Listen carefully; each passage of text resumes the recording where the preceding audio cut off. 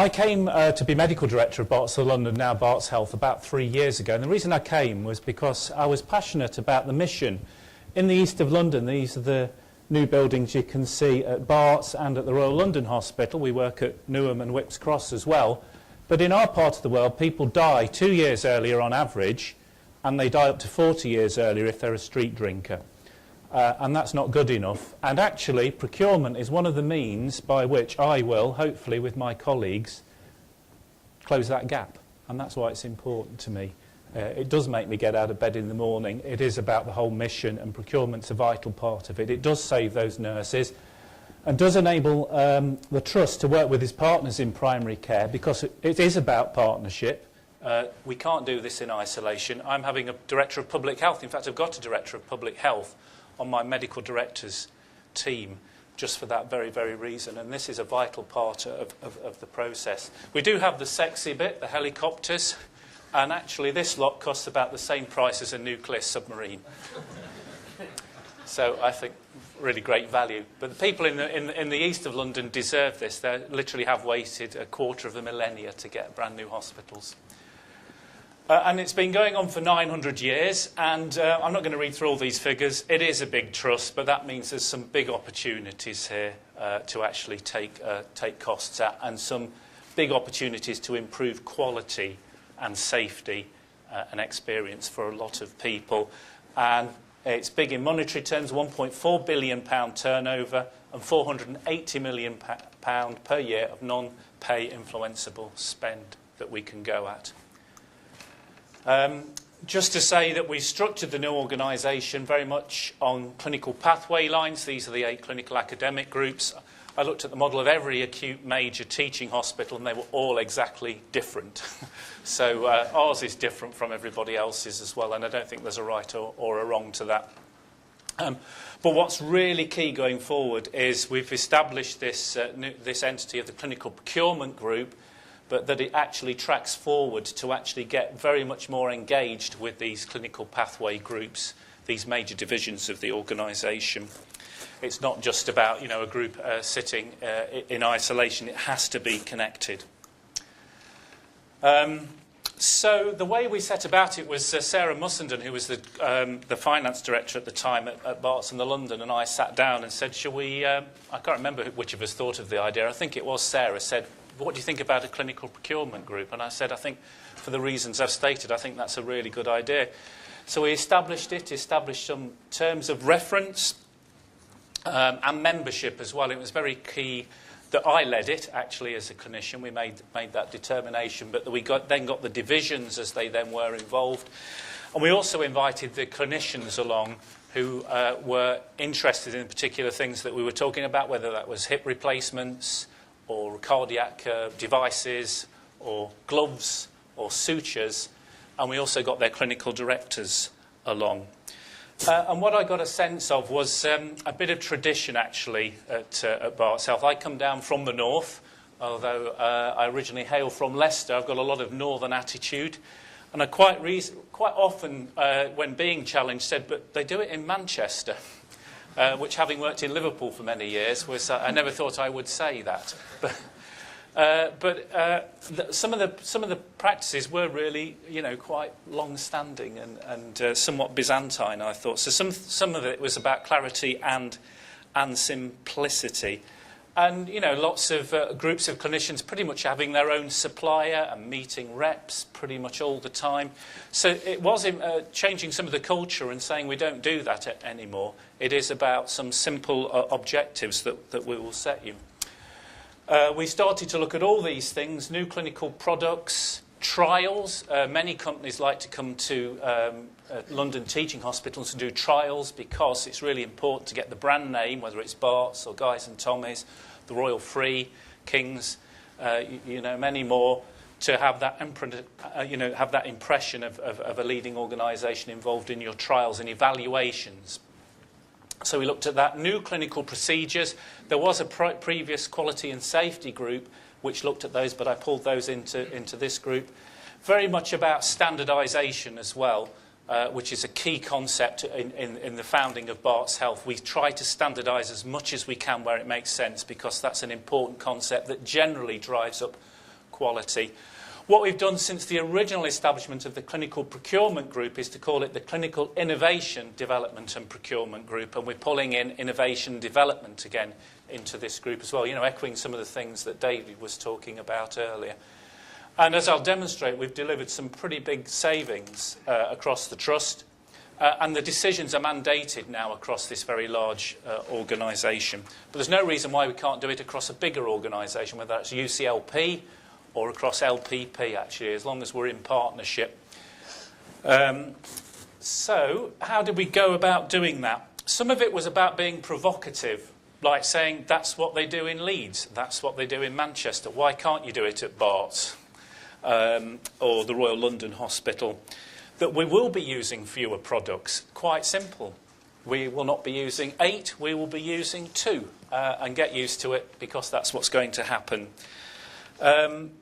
And also, I was very clear about the breakdown of the scoring methods for the procurement, that it would be about quality and it would be about cost. And it wouldn't be around lots of other things, training, support, etc., which had, you know, I think over the years had maybe moved towards the direction the suppliers wished them to come into. So it was really about value, quality over cost, fundamentally, and reducing some of those other things to have a lower rating within the procurement. It was about clinical engagement, very clear about communication. We have a website now in the organisation, very clear to people about how they should go about procuring and how they should ask about development and innovation and how they can access that, because I do want to encourage innovation, new ways of doing things. That's going to be that's the I in QUIP. So I don't want to stymie that, so that's really important. It was about getting benchmarking information. The LPP's been hugely helpful in helping me with that. So when I needed to get information about, in the cardiac case I'll talk about, we had to have 3 lots of catheters to manage risk, and it couldn't possibly, 3 lots of suppliers to manage the risk effectively of a recall. They didn't need to do that in Leeds because they had 90% with one supplier, so that was very, very, very helpful. I chaired it, so I said it was very important that a clinician was chairing it, and we continued to get very good engagement, and now we're in our new form as Barts Health. That continues. I've also said to people that, OK, if we are going to go with the more expensive option because of quality, then there isn't any more money. What are you going to do to save the money elsewhere to provide for that quality? So it is about that accountability, responsibility and authority that David Nicholson talked about earlier. A much more rigorous approach to quality of evidence used to support decision making. So if I told you that a hip replacement was twice as likely to need a redo, what would you think about that? Would that generally be a negative thing? It would be. But if that difference was only 2% versus 1%, which is actually the order of magnitude you're talking about, how many patients would you need to treat with a hip replacement in order for one more replacement to need a redo? It's 100. And if that's £1,000 difference between the two costs, that's £100,000 you will pay for every redo. Now, you may be familiar, some of you may be familiar with quality-adjusted life years that NICE uses to determine whether a treatment should be given. That's actually about £30,000, £40,000 for quality-adjusted life year. This is a much smaller health gain or loss. So actually starting to get people to say, actually, value, what value is that extra 1% if we're going to have to pay £1,000 per item more? So that bringing in that sort of thinking, which clinicians actually do know about, has been very, very helpful in getting them to think about value, which I talked about. There is something about introducing rigorous risk systems and risk management systems, because clinicians are very good at waving shrouds. I've done it myself. I worked at a children's hospital. I was the medical director there, so we were very good at doing that. So it is about having the risk, understanding the risk, receiving it, and owning it, but then having a mitigation plan rather than just previously what happened is, oh dear, I'm not prepared to do that. And the clinical procurement group had to do that when it came to the cardiac proposition I'll talk about earlier. Talking about how many nurses we will have is a very good currency unit to use, as well as money. And we've got a big task. We've got to save about £250 million recurrently over the next 4 years, and we can't do that without taking on procurement.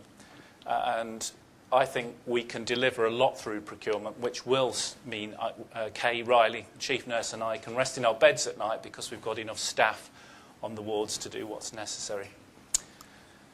So a couple of ones that examples. ICD, implantable defibrillators and pacemakers. There was a situation in which we had 3 or 4 suppliers who dominate the market. You can see the spend there. And the proposition was that to manage the risk of a recall, we had to keep a high number of suppliers. There was also a situation in which Barts received income support for research nurses as part of the deal that wasn't actually part of the procurement. That was a separate thing.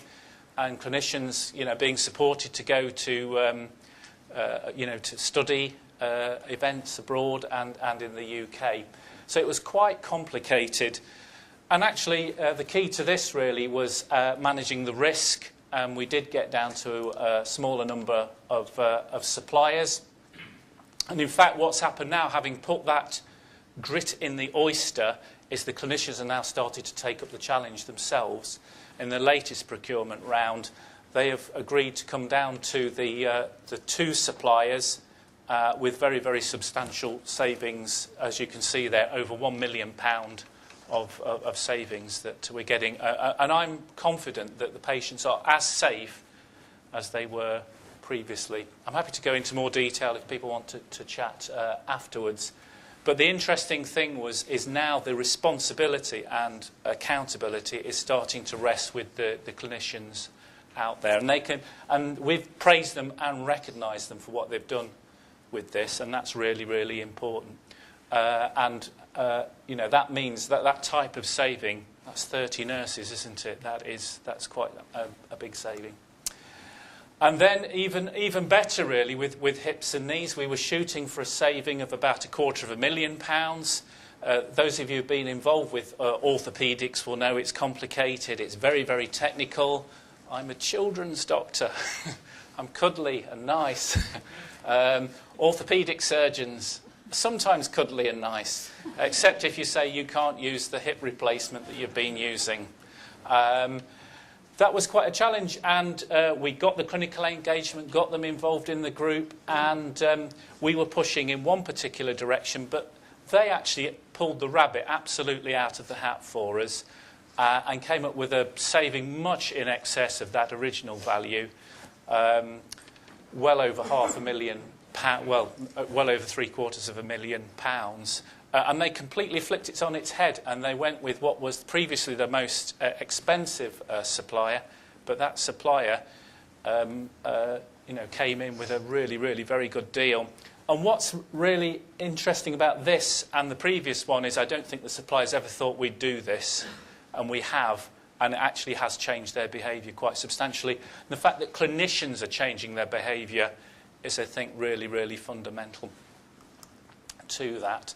So I think that's been a tremendous success, and again we've said to the clinicians, really well done for that. And what we need to do is start to feed back some of the savings into their budgets, as it were, for them to get some reward as well as some recognition for. So I think the way that we've done this, it's been relatively governance light, I have to say. What we haven't made this into is a big bureaucratic exercise from the point of view of the doctors. They can come along, tell their story. It's a relatively fluid group. You could make this into, a very substantial bureaucracy within the organisation, and I think it's worked well for that very reason of being, seen to be light touch. And it feels quite homely for clinicians to come. I wouldn't say it was sexy, but it is one of the most enjoyable meetings that I actually do as a medical director, because it's really tangible what you actually achieve. And it's been tremendous to work with the procurement team. I'm a great believer that we're all in it together, whether you're a doctor or a nurse, a procurement specialist, a porter, we're all there to actually save those 2 life years or 40 life years in one way or another. And I've learned so much from the procurement team in the time I've been doing this. I'm a much better medical director as a result of it. And I can support my clinical colleagues as well to become better clinical directors and leaders within the organisation. And it is on a Friday afternoon at 3 o'clock as well, so which is even more amazing, really. So I think this has been one of the most helpful things I've done as a medical director in terms of helping me achieve the mission to do what I talked about at the beginning. So I would sort of commend this approach to you. It's been a joint approach. It is about partnership, clinical partnership with procurement, and I'm looking really forward now to extending this and getting even more improvements in quality and safety as well as savings. Thank you very much, David.